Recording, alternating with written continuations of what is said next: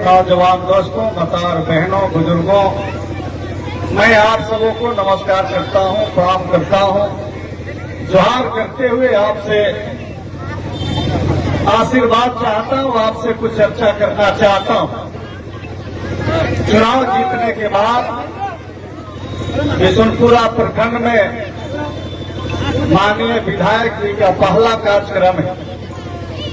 चुनाव के पहले हम लोग आपके बीच में चुनाव जीतने के लिए आशीर्वाद मांगने आया और बिशुनपुरा प्रखंड के लोगों ने, बिशुनपुरा पंचायत के लोगों ने चढ़ बढ़ करके आशीर्वाद देने के काम हम लोगों को किया।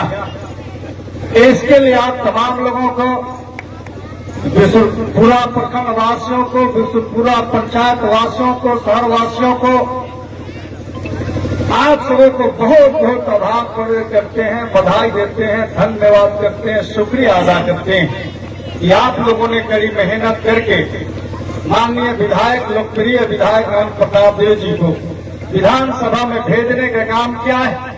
और झारखंड में गरीबों की मसीहा कहे जाने वाले हेमंत सोरेन जी आज इस राज्य के मुख्यमंत्री, आपके मुख्यमंत्री हैं, गरीबों के मुख्यमंत्री हैं, नौजवानों के मुख्यमंत्री हैं, माता और बहनों के मुख्यमंत्री हैं। क्योंकि सरकार ने, माननीय मुख्यमंत्री ने, इंडिया गठबंधन के लोगों ने सभी समाज और सभी वर्गों के लिए कल्याणकारी योजना संचालित करके राज्य सहित भवनाथपुर विधानसभा को विकसित करने का काम किया है। आज आप लोगों ने अपना काम कर दिया, आप लोगों ने अपना आशीर्वाद दे दिया। अब 5 साल आपका सेवा करना है, आपका काम करना है और काम करके बिशुनपुरा प्रखंड को बेहतर प्रखंड बनाने का कार्य हम तमाम लोगों को मिलकर के करना है।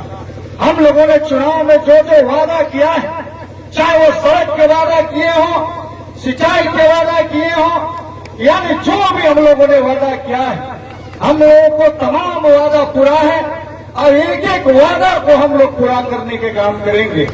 यही वह तालाब का स्थल है जो इसी तालाब में एक नौजवान मौत के मुंह में समा जाता है और हम लोग दोनों नेता दीपक प्रताप थे, जब तक डेड बॉडी बाहर नहीं निकलता है तब तक हम लोग यही इसी तालाब के पास डटे रहे और उस नौजवान को हम लोगों ने बाहर निकाला।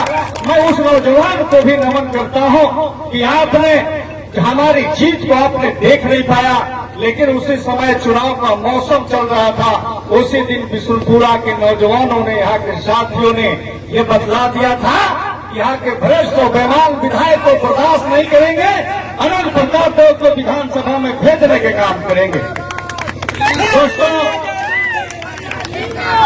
हमारे पूर्व जनप्रतिनिधि, हमारे प्रतिद्वंदी कभी भी चुनाव के दौर में, चुनाव के समय में विकास के सवाल पर कभी भी उन्होंने कोई बहस नहीं किया। उन्होंने अगर कोई बहस किया, बिशुनपुरा के लोगों को अगर कोई बताने और सुनाने का काम उन्होंने किया, तो उन्होंने जाति धर्म के नाम पर लोगों को गुमराह करने का काम किया, लोगों को लड़ाने का काम किया। और उन्होंने चुनाव में कहा कि हेमंत सोरेन की सरकार कब्रिस्तान बनाती है। उस समय भी मैं कहा था, माननीय अनंत प्रताप देव जी ने कहा था कि हमारी सरकार, झारखंड मुक्ति मोर्चा की सरकार, हेमंत सोरेन की सरकार कब्रिस्तान भी बनाती है और स्मशान भी बनाती है। और छोटे राजा विधानसभा में चले गए हैं, यहाँ मंदिर भी बनेगा, देवी धाम भी बनेगा, देवर बाबा के मंदिर भी बनेगा। जैसे ये हम लोगों ने चुनाव में भी कहा था और आज भी कह रहे हैं, जो मंदिर, चाहे विष्णु भगवान की मंदिर हो, चाहे देवी धाम हो, देवर बाबा की मंदिर हो, वो तमाम मंदिरों को बनाने का, निर्माण करने का काम होगा। बशर्ते वो खतियान में होना चाहिए। जो हम लोगों ने वादा किया है, उस वादा को चुन चुन करके हम पूरा करेंगे। और आज वो समय आ गया है, चाहे वो मंदिर धर्म का सवाल हो, चाहे वो सड़क सिंचाई का सवाल हो, चाहे बेरोजगारी का सवाल हो, मां बहनों का मान सम्मान स्वाभिमान का सवाल हो, मैया सम्मान योजना का सवाल हो, तमाम सवालों का समाधान होगा और उस पर हम लोग काम करके दिखाएंगे। आज हमारे बीच में माननीय मंत्री, पूर्व मंत्री मिश्रेश ठाकुर नहीं है, लेकिन माननीय मंत्री मिश्रेश ठाकुर जो 5 साल कार्य किया है, आज चुनाव हारने के बाद जो जनता उनको वोट नहीं दिया है, वह जनता यार अफसोस कर रहा है कि 5 साल अब गढ़वा विधानसभा का विकास नहीं होगा।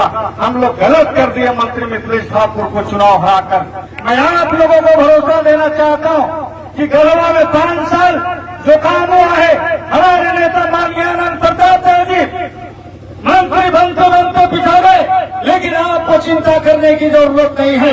भवनाथपुर विधानसभा क्षेत्र में विकास करने के लिए हमारी सरकार राज्य सरकार है, माननीय मुख्यमंत्री जी हैं, और भवनाथपुर में कोई भी ऐसा काम नहीं छूटेगा जो काम नहीं हुआ, क्योंकि आपकी सरकार है, रघुआ सरकार है, गरीबों दलितों पिछड़ों आदिवासियों की सरकार है, महिलाओं की सरकार है, नौजवानों की सरकार है। इसलिए आप तमाम लोगों से मैं यही चाहता हूं, कल भी समाज को गुमराह करने की कोशिश की गई, समाज को तोड़ने की कोशिश की गई, हिंदू मुसलमानों में बांटने की कोशिश की गई, लेकिन ये भारत है और भारत बाबा साहब के संविधान से चलता है, और ये भारत महात्मा गांधी की भारत है, भगत सिंह की भारत है, बाबा भीमराव अम्बेडकर की भारत है, ये बिरसा मुंडा की भारत है, इलंबर पितंबर की भारत है, और इस भारत में सभी लोगों को उतने अधिकार है जितना मेरा अधिकार है। इसलिए तमाम लोगों का अधिकार है, और हमारे समाज के लोग